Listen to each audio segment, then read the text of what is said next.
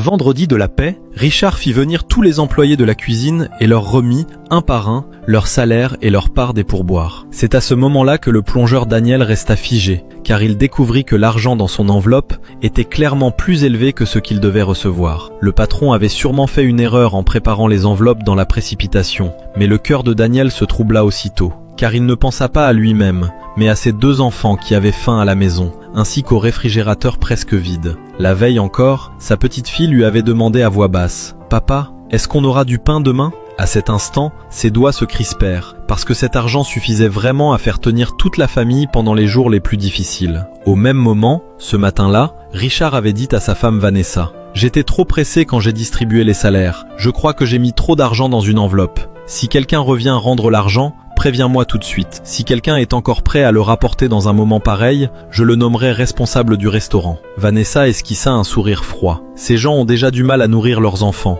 Qui rendrait de l'argent une fois qu'il l'a entre les mains? Mais Richard répondit « Moi, je crois encore qu'il existe des gens honnêtes dans ce monde. » Après avoir dit cela, il fut appelé par le directeur de salle. Avant de partir, il ajouta encore « Si cette personne revient vraiment rendre l'argent, dis-le-moi immédiatement. » Peu après, Daniel prit quand même l'argent en trop et s'approcha nerveusement de Vanessa. À voix basse, il dit « Madame, le patron s'est trompé tout à l'heure. J'ai reçu plus que je ne devais. Cet argent ne m'appartient pas. » Vanessa afficha aussitôt un sourire doux. « Donnez-moi l'argent, je le lui remettrai moi-même, et je lui dirai aussi que c'est vous qui l'avez rendu. » Daniel hésita. Il savait que s'il rendait cet argent, il se pourrait bien que ce soir, chez lui, il n'y ait encore que quelques morceaux de pain sec. Mais finalement, il posa quand même l'argent dans sa main et dit à voix basse « Très bien, je vous fais confiance. » Mais dès qu'il fut parti, le sourire disparut du visage de Vanessa. « Cet argent, autant le garder pour moi. Le mieux serait que Richard, dans un accès de colère, mette ce crétin dehors. » Ensuite, elle prit les devants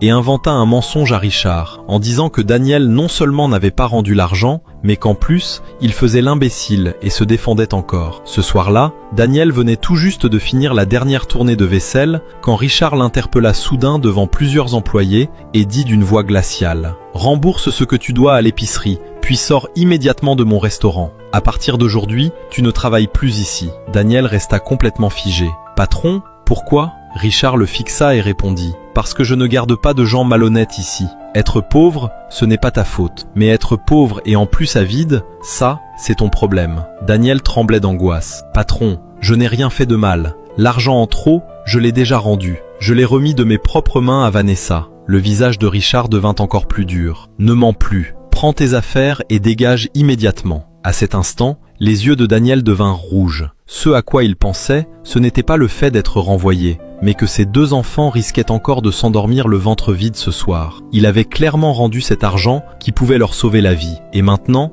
il était traité comme un voleur cupide et menteur. Même le dernier morceau de sa dignité venait d'être piétiné en public. Mais malgré tout, il ravala sa colère, prit une profonde inspiration et dit « Très bien, patron. Puisque vous tenez absolument à me chasser, je pars. Mais avant de partir, vous feriez mieux d'écouter une chose très grave que j'ai à vous dire. » Richard le regarda froidement. « Qu'as-tu encore à dire ?» Daniel releva ses yeux rougis et dit « Les bouteilles de vin haut de gamme et les ingrédients qui ont disparu de votre restaurant ces derniers mois, ce ne sont pas les employés qui les ont volés. Je l'ai vu de mes propres yeux. Quelqu'un profitait du changement d'équipe à la porte de derrière pour charger les cartons un par un dans une voiture. Et pour l'argent d'aujourd'hui, je ne l'ai pas gardé. Je l'ai remis de ma propre main à Vanessa. » À peine eut-il fini de parler que toute la cuisine devint silencieuse. Le visage de Vanessa changea brusquement, mais elle força encore un sourire méprisant. « Tu es devenu fou ?»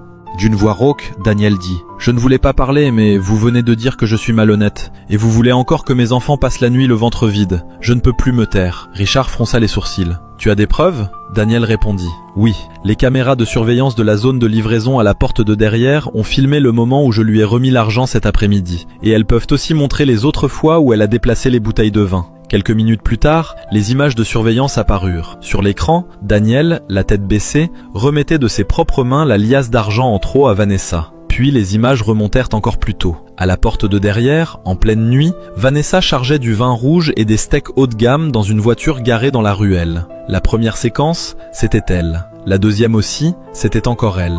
Toute la cuisine resta dans un silence de mort. Les yeux de Richard brûlaient de colère. « Tu as pris mon argent, tu as volé mon restaurant, et tu m'as fait renvoyer de mes propres mains quelqu'un qui avait même rendu l'argent qui pouvait lui sauver la vie. » Vanessa paniqua complètement. Elle tendit la main pour l'attraper, mais Richard la repoussa violemment et hurla « Tais-toi !» Elle voulait voir Daniel être chassé comme une humiliation vivante, mais à présent, celle qui perdait toute sa dignité, c'était elle. Richard se tourna vers Daniel et dit à voix basse « Daniel, j'avais tort, je n'aurais jamais dû te traiter ainsi sans vérifier la vérité, et je n'aurais surtout pas dû t'humilier devant tout le monde. » Puis, il tendit à Daniel l'argent versé en trop, accompagné d'une prime. « Cet argent, tu le mérites. À partir d'aujourd'hui, tu es le responsable de ce restaurant. » Quant à Vanessa, Richard se contenta de lancer froidement. « À partir d'aujourd'hui, tu n'es plus la gérante d'ici. La police s'occupera de la suite. » Ce soir-là, quand Daniel quitta le restaurant, il serrait très fort cet argent dans sa main. Sa petite fille ouvrit la porte, vit le sac en papier dans sa main, et ses yeux s'illuminèrent aussitôt.